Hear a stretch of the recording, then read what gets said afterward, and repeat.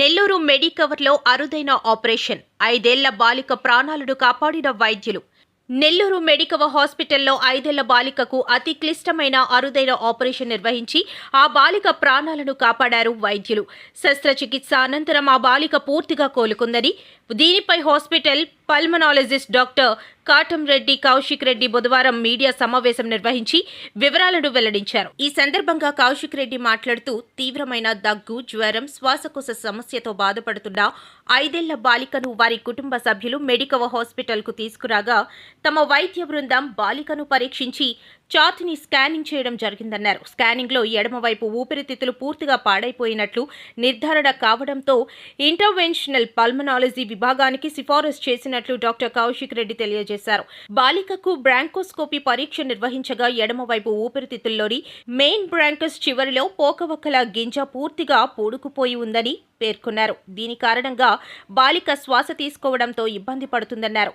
ఫోగాటీ balloon సాయంతో ఆ గింజను కదిలించి జీరో టిప్ బాస్కెట్ ద్వారా శస్త్రచికిత్స నిర్వహించి ఆ గింజను పూర్తిగా తొలగించినట్లు వెల్లడించారు. శస్త్రచికిత్స అనంతరం ఊపిరితిత్తి పూర్తిగా విస్తరించడంతో బాలిక తిరిగి సులభంగా శ్వాస తీసుకోగలుగుతుందని చెప్పారు. ఈ శస్త్రచికిత్స ఎంతో క్లిష్టమైందని, గింజ గట్టిగా ఇరుక్కుపోవడంతో శ్వాస మార్గం పూర్తిగా పూడుకుపోయిందని, శస్త్రచికిత్స ద్వారా ఊపిరితిత్తిని తిరిగి యథాతథంగా మార్చగలిగామని డాక్టర్ కౌశిక్ రెడ్డి వెల్లడించారు. చిన్నపిల్లలతో పాటు పెద్ద వయసు వారికి కూడా శ్వాసకోశ సంబంధ సమస్యలను విజయవంతంగా పరిష్కరించేందుకు నెల్లూరు మెడికవర్ హాస్పిటల్లో అత్యాధునిక వైద్య పరికరాలతో పాటు అనుభవజ్ఞులైన వైద్యులు అందుబాటులో ఉన్నారని తెలియజేశారు. ప్రస్తుతం బాలిక పూర్తిగా కోలుకుందని వెల్లడించారు. ఈ కార్యక్రమంలో doctor Uday Keerthi paediatric, doctor Ranganath, medical superintendent Yashwant Reddy తదితరులు పాల్గొన్నారు.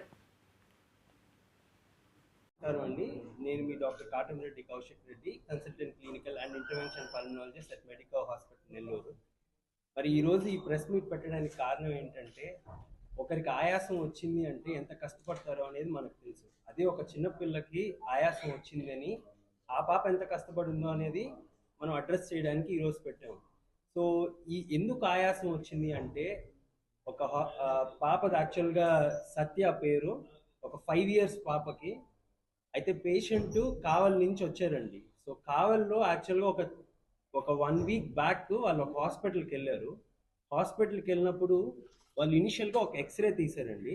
ఆ ఎక్స్రే ఇది, ఓకే. సో ఈ ఎక్స్రే పరంగా చూసుకున్నామంటే ఈ రైట్ సైడ్ ఊపిరితిత్తులు బాగుంది, లెఫ్ట్ సైడ్ ఊపిరితిత్తులు మొత్తం కొలాప్స్ అయిపోయింది, ఓకే. సో ఇలాగ ఆయాస పడుతుంది ఈ పాప అని చెప్పేసి మన దగ్గరికి రిఫర్ చేశారండి. సో ఈ రిఫర్ చేసినప్పుడు మనం ఎక్స్రే చూసి ఊపిరితిత్తుల్లో ఏదో ప్రాబ్లం ఉంది, అందుకని ఊపిరితిత్తులు లెఫ్ట్ సైడ్ ఊపిరితిత్తులు మూసుకోబోయాయి అనేసి ఇమీడియట్గా మా దగ్గర ఉన్న పీడియాట్రిషియన్ డాక్టర్ ఉదయ్ కీర్తి మేడం చూపించి, సో దాని తర్వాత ఎమర్జెన్సీగా మధ్యాహ్నం వస్తే ఒకసారి ఏంటి అనేది ఒక సిటీ స్కాన్ చేసామండి.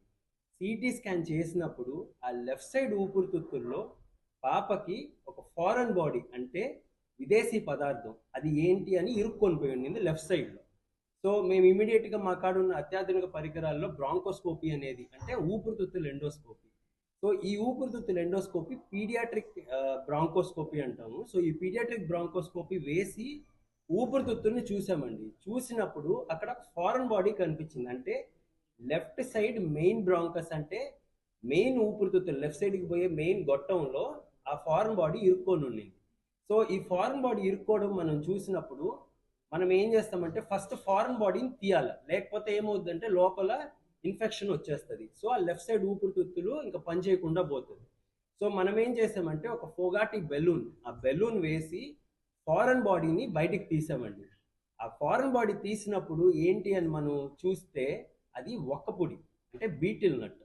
అది ఏమైంటుంది అనుకొని మనము క్రాస్ చెక్ చేసినప్పుడు వాళ్ళ నాన్నగారికి ఒక్కపొడి వేసుకునే అలవాటు ఉంది. సో పాప ఒక్క పొడి మింగేసి అది బై మిస్టేక్ అది పొట్టలోకి పోకుండా ఊపిరితిత్తులకు వెళ్ళిపోయింది. దాన్ని మా భాషలో ఏమంటామంటే ఆస్పిరేషన్ అంటాం. సో ఈ ఫారెన్ బాడీస్ అనేది అత్య ఇంపార్టెంట్, ఒక ఎమర్జెన్సీగా మనం చూడాల్సిన పరిస్థితి. సమ్టైమ్స్ ఏమవుతుందంటే 2 ఊపిరితిత్తులు బ్లాక్ అయిపోయినప్పుడు కొలాప్స్ అయిపోతారంటే డెత్ కానీ అవ్వచ్చు. ఎందుకంటే మెయిన్గా ఒక్కొక్కరికి ఆయాసం అనేది చాలా ఇంపార్టెంట్, అది అడ్రస్ చేయాల్సిన విషయం. సో ఈ ఫారెన్ బాడీస్ని మనం యాక్చువల్గా పేరెంట్స్ చూస్తుండాల. సో ఏదైనా పాపకు తెలీదు అదేంటి అనేది, పోయినా చెప్పుకోలేని పరిస్థితి. సో పేరెంట్స్కి తెలీదు, యాక్చువల్గా వాళ్ళ అమ్మ నాన్నకి ఐడియానే లేదు ఇట్లా ఫారెన్ బాడీ లోపల ఉంది అనేది. ఓకే, మనం డయాగ్నోస్ చేసిన వెంటనే వాళ్ళకి అర్థమైంది ఓకే ఇది ప్రాబ్లం అనేసి. సో ఇది ఎందుకు ఇంపార్టెంట్ అంటే ఒక 5 year పాపకి మనం బీటిల్ నట్ అనేది లోపల లెఫ్ట్ సైడ్ ఊపిరితిత్తుల్లో ఉంది కాబట్టి మనం బ్రాంకోస్కోపిక్ ప్రొసీజర్ చేసి బయటికి తీసాం. ఇంపార్టెంట్ ఏంటంటే ఎర్లీ డయాగ్నోసిస్, అంటే ఎంత తొందరగా మనం కనిపెడతామో అంత తొందరగా వైద్యం ఇచ్చినప్పుడు ఏ ప్రాబ్లం ఉండదు. ఫారెన్ బాడీ అనే పర్స్పెక్టివే ఎమర్జెన్సీ ప్రొసీజర్ అండి. ఓకే, సో ఇప్పుడు మా పీడియాట్రిషియన్ మేడం ఉదయకీర్తి గారు చెప్తారు, దాని తర్వాత మా రంగా సార్ వచ్చి అనస్థిస్ట్ ఇక్కడ. సో మనం ఎలా కేసు హ్యాండిల్ చేసామనేది చెప్తారు. సార్ బేసికల్గా ఇది మా 4వ ఫారెన్ బాడీ అండి మేము చేసిన దాంట్లో మీరు అడిగిన పాయింట్ ఏంటంటే పెద్దవాళ్ళు ఇప్పుడు కొన్ని మంది దీర్ఘకాలికంగా దగ్గు ఉంది అన్నప్పుడు మనం ఒక కాయ పెట్టుకుంటాం, నోట్లో పెట్టుకుంటారు, కరక్కాయ అంటాం దాన్ని. కొన్నిసార్లు నిద్రపోయేటప్పుడు వాళ్ళు పెట్టుకొని పడుకుంటారు. సో అలాంటివి కానీ అప్పుడప్పుడు ఊపిరితిత్తుల్లోకి వెళ్ళిపోతాయి. మేము ఇక్కడ ఎన్కౌంటర్ చేసిన దాంట్లో ఒక తాత 65 years old, ఆయనకి చికెన్ బోన్ లెఫ్ట్ సైడ్లో ఇరుక్కొని పోయింది. సో ఇలాంటివి పెద్దవాళ్ళకి కానీ జరుగుతాయండి. కానీ ఏమవుతుందంటే కొన్నిసార్లు డెంటల్ ఇంప్లాంట్స్ ఉంటాం మనం ఈ పళ్ళ సెట్టి పెట్టుకుని, అవి కానీ లోపలికి వెళ్ళిపోతుంది. సో ఫారెన్ బాడీ ఏదైనా లోపల లేనిది మనం కానీ లోపల పెట్టుకున్నాం అంటే అది ఫారెన్ బాడీ అవుతుంది. సో అలాంటి విషయంలో చిన్నపిల్లలైనా సరే పెద్దవాళ్ళైనా సరే అట్ ద మోస్ట్ ఎర్లీగా మనం డయాగ్నోస్ చేయడం వల్ల మనకి అడ్వాంటేజ్ ఉంటుందండి. సో ఇప్పుడు ప్రతి ప్రొసీజర్ అంటే ప్రతి ఊపిరితిత్తులకు సంబంధించిన ప్రతి ప్రొసీజరు మనం నెల్లూరు మెడికవర్లో చేస్తున్నాము. విత్ హై క్లాస్ ఫెసిలిటీస్ ఉన్నాయి, ప్లస్ అత్యాధునిక పరికరాలు ఉన్నాయి, with good team and backup. So ఇది వెరీ ఇంపార్టెంట్ అండి. బ్యాకప్ లేనిదే ఏమీ ఎక్కడా చేయలేము. అది మనం మెట్రోపాలిటన్ సిటీస్ అని అనుకుంటున్నాం ఇప్పటి వరకు, కానీ ఇప్పుడు ప్రతిదీ మన నెల్లూరులోనే అవైలబుల్ ఉంది. సో మీరందరూ యూటిలైజ్ చేసుకోవాలా. సో కైండ్లీ ఏ ప్రాబ్లం వచ్చినా సరే తొందరగా డయాగ్నోస్ చేసుకోవాలంటే మీరు మా దగ్గరికి రావాలి. ఓకే, నమస్తే అండి, నేను paediatrician doctor Udayakeerthi from medical hospital Nellore. ఇందాక సార్ ఎక్స్ప్లెయిన్ చేశారు ఆల్రెడీ ఆ బేబీ గురించి, what all she has gone through, ఎందుకు ఆ సిచ్యువేషన్ వచ్చింది అని. సో నేను మెయిన్గా పీడియాట్రిక్ ఏజ్ గ్రూప్లో ఫారెన్ బాడీ యాస్పిరేషన్ అనేది ఎంత ఇంపార్టెంట్, ఎందుకు అంత అర్లీగా ఇంటర్వ్యూన్ అవ్వాలి అనేది చెప్తాను. సో ఇది ఆల్మోస్ట్ ఈ పాప డయాగ్నోస్ అయ్యేటప్పటికి it was 2 weeks. So 2 weeks నుంచి పాప కంప్లైంట్స్ ఉన్నాయి. సో యాస్పిరేషన్ అనేది ఎప్పుడో 2 వారాల క్రితం జరిగింది. సో కొన్నిసార్లు ఏమవుతుంది అని అంటే అది ఆల్రెడీ ఒక లంగ్లో కాకుండా ఇంకొక సైడ్ వెళ్ళిపోయింది కాబట్టి బేబీకి లైఫ్ థ్రెటనింగ్ ఈవెంట్స్ అంటూ ఏమీ జరగలేదు. Suppose it is the big foreign body, అది మెయిన్ ట్రెక్యాలోనే ఉండిపోయింది అనుకోండి, ఒక్కోసారి అది లైఫ్ థ్రెటనింగ్ ఈవెన్ డెత్ కూడా అయ్యే ఛాన్సెస్ ఉంటుంది. సో యూజువల్లీ ఈ అవేర్నెస్ ఎందుకు అంటే పేరెంట్స్ ఈ age group particularly 3 to 5 years age గ్రూప్లో చాలా పర్టికులర్గా నోటీస్ చేస్తూ ఉండాలి పిల్లల్ని.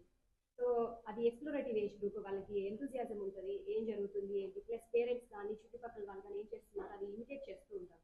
సో ఎందుకు ఆ పాప బీటిల్ నట్ తీసుకునిందంటే ఫాదర్ని చూస్తూ ఉంది, సో తీసేసుకునింది. సేమ్ థింగ్ సాఫ్ట్ ఆబ్జెక్ట్స్ అనుకోండి, అవి స్వాలో చేసేస్తారు.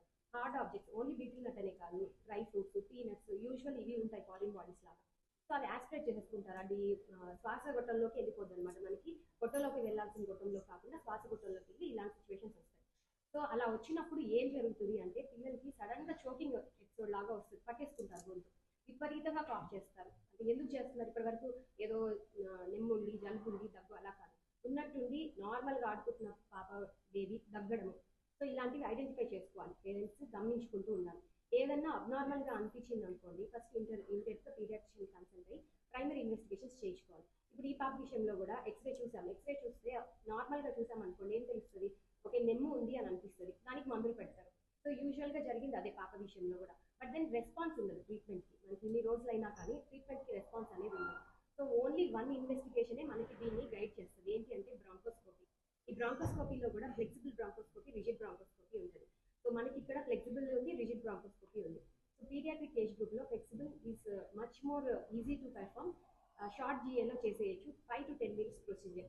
సో ఇలాంటివి అంటే అర్లీగా ఇంటర్వ్యూ చేయడం వల్ల ఏమవుతుందంటే ఇది చూడండి లంగ్ ఎక్స్పాన్షన్ నార్మల్గా వచ్చేసింది, ఒక్కోసారి కొన్నిసార్లు మంత్స్ కూడా అయిపోతుంది. సో వన్స్ డ్యామేజ్ అయిపోతే ఆ లంగ్ని కొలాప్స్ అయిపోతే రీఇన్ఫ్లేట్ చేయడం అది కష్టం అవుతుంది. So just for the awareness purpose parents be careful about children particularly this age group. So మీకు ఏదైనా అబ్నార్మల్గా సైన్స్ ఉన్నాయి అని అంటే నెగ్లెక్ట్ చేయకుండా ఇమీడియట్గా కన్సల్ట్ అయ్యి అప్రోచ్ అవ్వండి.